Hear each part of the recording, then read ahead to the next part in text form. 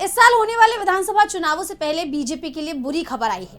5 चुनावी राज्यों में से एक तमिलनाडु है, जहां एक्टर से नेता बने विजय की पार्टी टीवीके भी चुनाव लड़ रही है और खबरें थी कि बीजेपी और टीवीके का गठबंधन हो सकता है। बीजेपी विजय की पॉपुलर छवि का इस्तेमाल करने की फिराक में थी, लेकिन अब उनके इस मंसूबों पर पानी फिर गया है।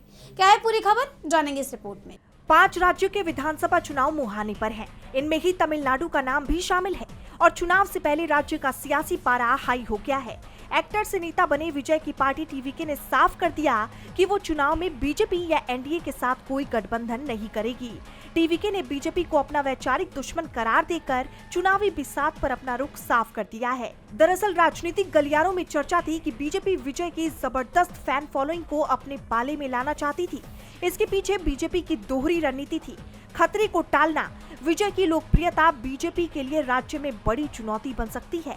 उन्हें साथ लेकर बीजेपी इस जोखिम को कम करना चाहती थी।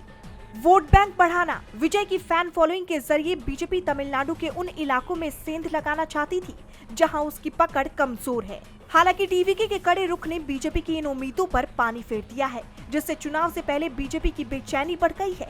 टीवीके के संयुक्त महासचिव TCR निर्मल कुमार ने गठबंधन की खबरों को महज अफवाह बताया।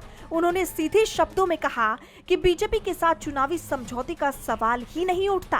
क्या बीजेपी विजय को मुख्यमंत्री उम्मीदवार के रूप में स्वीकार करने का साहस दिखाएगी?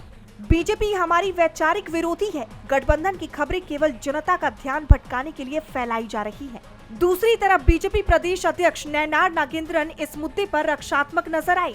गठबंधन के सवाल पर उन्होंने चुप्पी साध ली और केवल राज्य की कानून व्यवस्था जैसे मुद्दों पर बात की। उधर टीवीके के जिला सचिवों ने हालांकि गठबंधन के जरिए जीत की संभावनाएं तलाशने का सुझाव दिया था, लेकिन शीर्ष नेतृत्व ने अकेले चलो की नीति पर ही मुहर लगाई है। विजय के इस स्टैंड ने तमिलनाडु की राजनीति को जहां दिलचस्प बना दिया है, तो वहीं बीजेपी की टेंशन बढ़ा दी है। DB लाइव की रिपोर्ट।